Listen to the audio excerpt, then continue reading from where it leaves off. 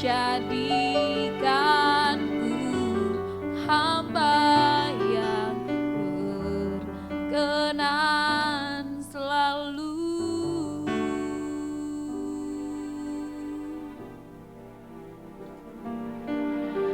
Semua karena anugerah-Mu hari ini ada, bukan karena kuatku, namun karena Roh-Mu. Ku bawa hatiku, penyembahanku, ku semakin berkurang, Yesus makin ku bawa hatiku, oh, penyembahanku, ku semakin berkurang, Yesus makin bertambah.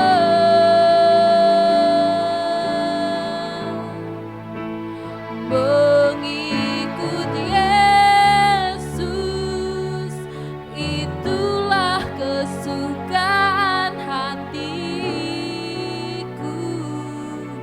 Ku lepas semua hakku untuk mengenal kehendaknya di hidupku. Mengiring Yesus, itulah kekuatan hidupku. Ku yakin anugerah-Nya mampu jadikanku hamba yang berkenan selalu.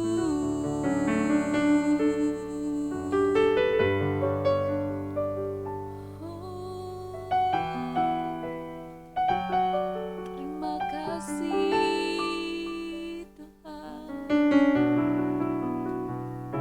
terima kasih Yesus.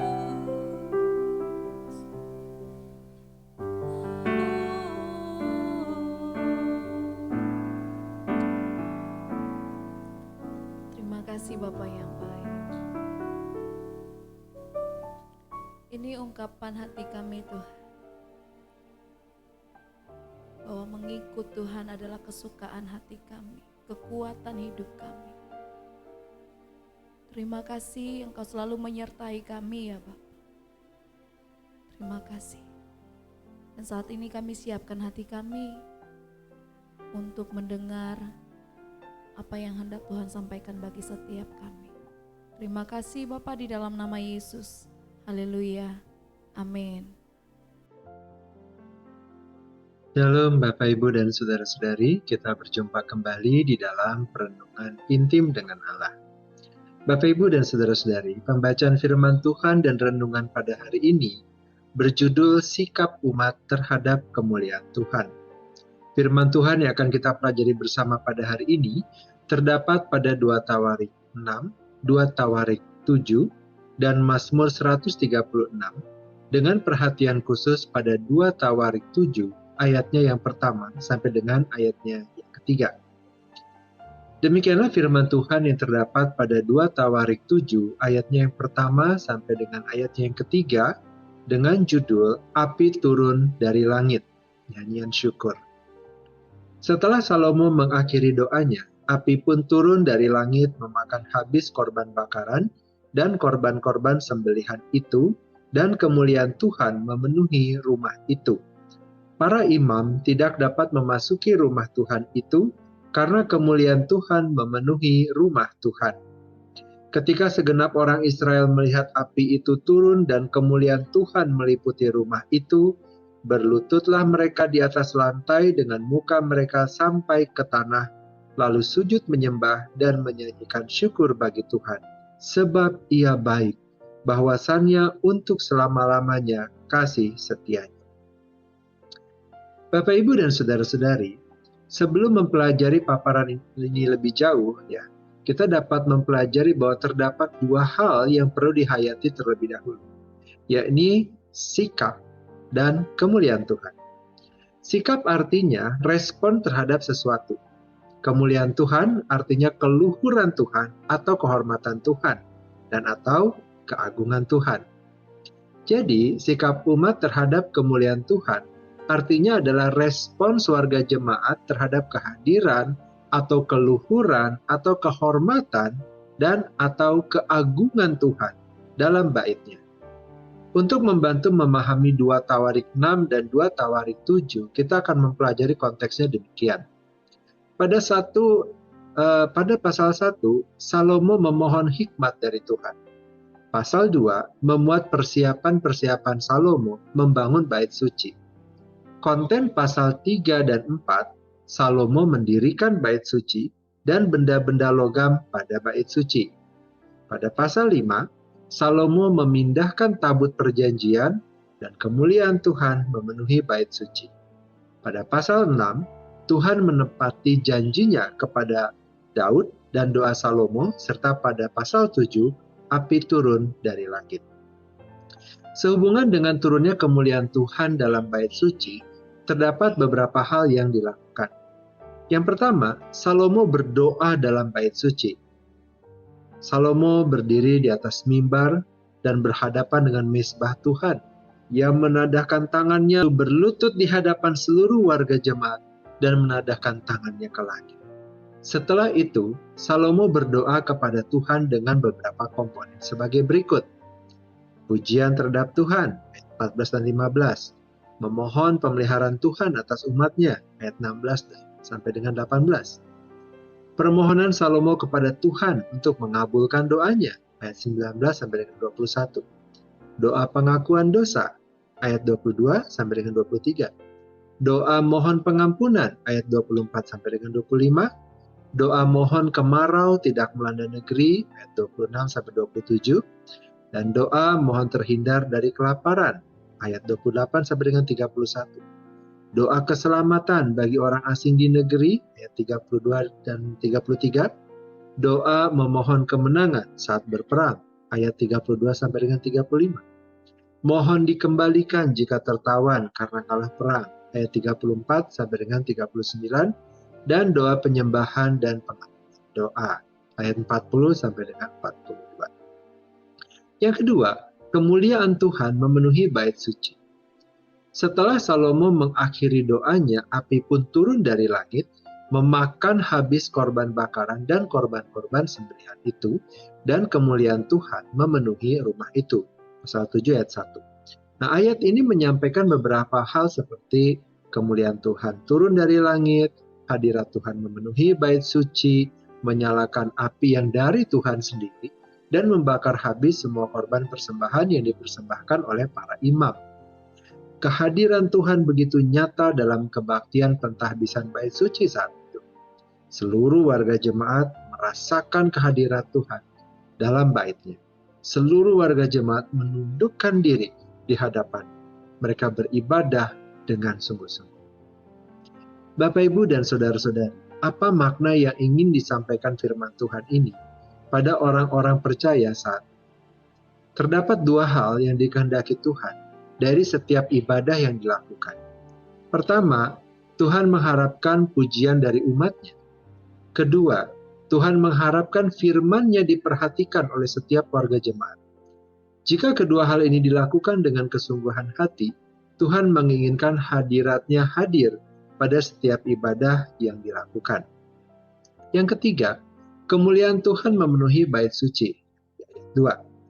Mengapa para imam tidak dapat memasuki bait suci saat itu? Bukankah para imam adalah pelayan pekerja Tuhan dalam bait suci? Para imam tidak dapat memasukinya karena kemuliaan Tuhan memenuhi bait suci. Kemuliaan Tuhan bagaikan penutup stadion setengah lingkaran transparan yang begitu kuat, tidak dapat dimasuki para imam. Di mana kemuliaan Tuhan hadir, di situ akan terdapat kekuatan Tuhan yang tidak terbatas untuk melakukan pekerjaan yang tidak dapat diduga siapapun.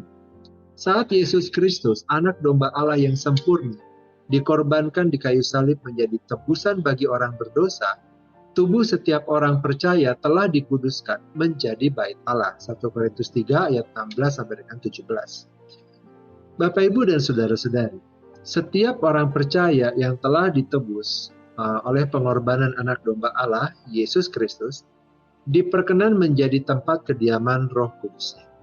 Roh inilah yang merubah kehidupan orang-orang percaya menjadi ciptaan baru. Hidup yang lama telah berlalu, sesungguhnya yang baru telah datang. Hal ini patut dihargai oleh setiap orang yang telah diselamatkan oleh pengorbanan Kristus. Karena itu jangan lagi menggunakan kehidupan untuk menjadi tempat kediaman roh-roh yang tidak berkenan di hadapan Tuhan. Setiap orang percaya hendaknya menggunakan tubuhnya menjadi kemuliaan Tuhan. Yang keempat, seluruh warga jemaat berlutut dan memuji Tuhan. Ayat yang ketiga, setelah menyaksikan api turun dan kemuliaan Allah meliputi rumah itu, terdapat beberapa hal yang dilakukan sebagai berikut. Seluruh warga jemaat berlutut di lantai dengan muka mereka sampai ke tanah. Mereka merendahkan hati di hadapan Tuhan. Dengan perasaan yang sama, seluruh warga jemaat menunjukkan kesatuan hati, sama-sama membungkukkan diri di hadapan Tuhan. Semua beribadah kepada Tuhan. Semuanya sama di hadapan Tuhan. Laki-laki dan perempuan, pejabat atau masyarakat, kaya atau miskin, tua atau muda, dan atau imam atau warga jemaat sama-sama berlutut di hadapan Tuhan. Selain itu, warga jemaat menyanyi, bersyukur dan menyembah Tuhan melalui pujian. Seluruh umat terdorong mengembalikan segala hormat dan kemuliaan kepada Allah. Mereka menyanyikan syukur kepada Tuhan demikian. Sebab Tuhan baik, bahwasanya untuk selama-lamanya kasih setia. Seluruh umat menyadari bahwa kebaikan dan kasih setia Tuhan yang mereka sembah akan tetap selama-lamanya. Bapak, Ibu, dan saudara-saudari, apa makna yang perlu dihayati dari pembelajaran? Pertama, setelah Yesus Kristus sebagai anak domba Allah mempersembahkan dirinya menjadi korban penebus kesalahan setiap orang berdosa, sejak itu setiap orang berdosa tidak perlu lagi mempersembahkan korban keselamatan yang dilakukan secara sendiri-sendiri.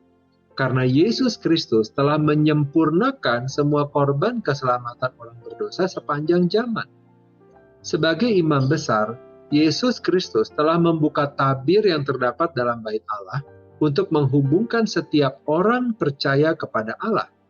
Setiap orang akan menjadi imam bagi dirinya sendiri dan melakukan segala bentuk ibadah kepada Allah. Yang kedua, dalam firman-Nya telah disampaikan bahwa setiap orang adalah bait Allah. 1 Korintus 3 ayat 16 sampai dengan 17. Hidup setiap orang percaya menjadi tempat kediaman Roh Kudus. Karena itu, marilah kita mengundang Dia yang bertahta dalam kehidupan kita. Hidupku bukannya aku lagi, melainkan Kristus yang tinggal dalam aku. Galatia 2 ayat 20. Mengundang kemuliaan Tuhan memenuhi segenap kehidupan, maka kita akan terpelihara terus-menerus sampai Dia datang untuk kedua kalinya, menjemput setiap orang yang percaya kepada-Nya. Mari kita berdoa. Bapa yang baik, kami bersyukur untuk firman Tuhan dan renungan setelah kami dengarkan bersama.